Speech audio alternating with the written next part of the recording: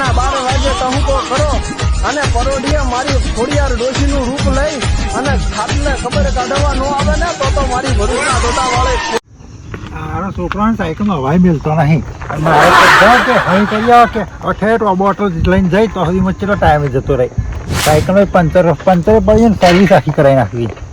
ના નાખો લે કોણ બાઈક વાળો વચ્ચે ઊભો હો. અલે કપૂર કાકા જો જો સાયકલ લઈ જો જવું બાઈક લઈને બસ આ જવું બહાર જવું એમ. એટલે આ સાયકલ પંચર પડ્યું તે આ સર્વિસ આખી કરી નાખું. જોડે બ્રેક ને બ્રેક બધું નાખ્યો છોકરાએ. હમી કરાવી આવું કહો સાયકલમાં તો હવાય નહીં જો બધી આવે નવા જવાનું બાઈક લાવો. એટલે આ બાઈક હતા ના ફેરવાય. મોંઘવારી કેટલી વધી ગઈ પેલા એ તો જો. એટલે આ 10 વીઘો જમીન હું કરવાની વીઘું વેચી મારો. હા ભાઈ એ વીઘો છે ને એમાં જ આપણું જીવન થશે. જમીન વેચીને કશા કરવાનું પૈસા તો કાલ વપરાઈ જશે. આપણે તો જો પેટ્રોલ નહીં કશું નહીં પેન્ડલ મારો એટલે હેડી જ જાય. આપણે આપણું શરીર કમ્પ્લીટ રહેવું જોઈએ. આ બાઈક ફેરવ્યા કરતા 15 લાખ 2 લાખ રૂપિયા આમાં બગાડે એના કરતા અમારા 5 રૂપિયા તો સાયકલ કમ્પ્લીટ થઈ જશે. તમને કોણ જો બાઈક ઉપર લઈને જાવ તો તમને જોવાય હવે તો કોઈ બતાવું નહીં હો ને. તું તાર રસ્તે જા બરોબર. તાર બાપાએ તો બાઈક લેવી ખબર છે ને આપણે ખબર હોય. ચાલ તો શું બાઈક ખાઈ તારું ગોટ ફરી નાખી દઉં.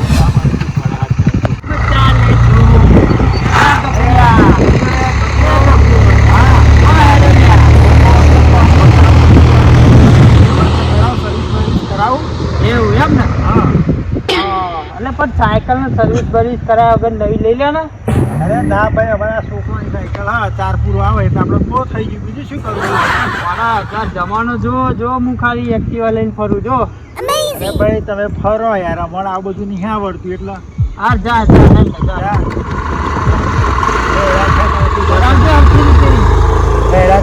માણસ સુધરતા નહીં.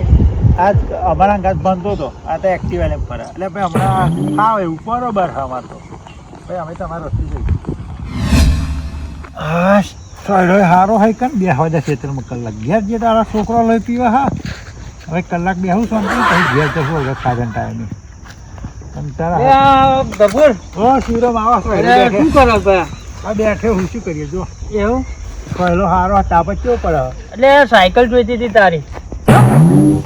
સાયકલ હવે જોવા દે ને પેટ્રોલ ની બહુ મગજમારી છે યાર. હતા તો પેટ્રોલ જ નહીં મળતું ને. જો ખાવું હોય તો શિવરામ આવીને ઘેર આવીને ખાઈ જજો. સાયકલ ની વાત ના કરતા કેમ યાર આવું યાર. તે દાડો તો એક્ટિવા લઈને જબરો ગાણો ગાતા જતા હતા. હું સાયકલ તો મારી મજાક કરતા હતા કે આમ કરો હો પેન કરો હો. હા વાત તારી સાચી પણ અત્યારે મારે જવું હોય ગામમાં જવું છે યાર. હાલ તો સારું એક્ટિવા લઈને જાઓ. એટલે એક્ટિવા પેટ્રોલ નહીં. પેટ્રોલ તો મળતું નહીં. ભાવ વધી જાય તો મળતું નહીં. વેડી લઈને જાઓ.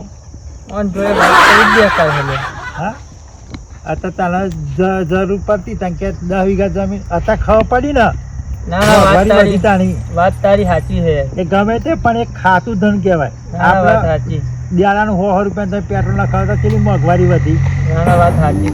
અને પેલી એ સાયકલ કોમમાં વધે એમાં પેટ્રોલ નહીં કશું નહીં. તું સાચું કહેતો હતો પણ અમને ત્યારે એવું હતું આવું હેર છે પણ આવી થોડી ખબર હતી કે પેટ્રોલ નહીં મળે મોંઘવારી વચ્ચે અમારે બાઈકો એક્ટિવા નાખી દેવા પડશે ચલાવવા.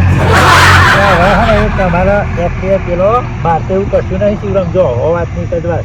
પણ તમે કોઈ મજાક કરતા કે 10 વીઘા જમીન પૈસા આગું પાછું બધા શું કામ. પણ એ વસ્તુ સમય સંજો કે જૂની વસ્તુ કામમાં આવે. વાત સાચી છે. હા પછી જમાના પ્રમાણે તમે હેડો તો ના મેળ આવે. હા તે આપણા જોવા જય માતાજી મિત્રો. અમારું કહેવું એટલું જ છે કે તમારું બાઈક હોય ટ્રેક્ટર હોય સાધન હોય ગમે તે હોય પણ કોમ સિવાય બહાર ના નીકળવું જોઈએ ને જોયા વગર ચલાવવું ના જોઈએ. શું કહેવું? વાત સાચી. હા અત્યારે મોંઘવારી વધારે મોંઘવારી પ્રમાણે હેડો તમે. બધા સાધનની અડધી હાથે મારે જરૂર પડે ને તમારે જરૂર પડે. દરેકને જરૂર પડે પણ આપણે આપણા પોઝિશન પર હેડો. આ વિડીયો એક મનોરંજન માટે હોય. વિડીયો ગમે તો લાઈક શેર અને અમારી ચેનલને સપોર્ટ કરજો. જય માતાજી. જય હરસિદ્ધિ માતા.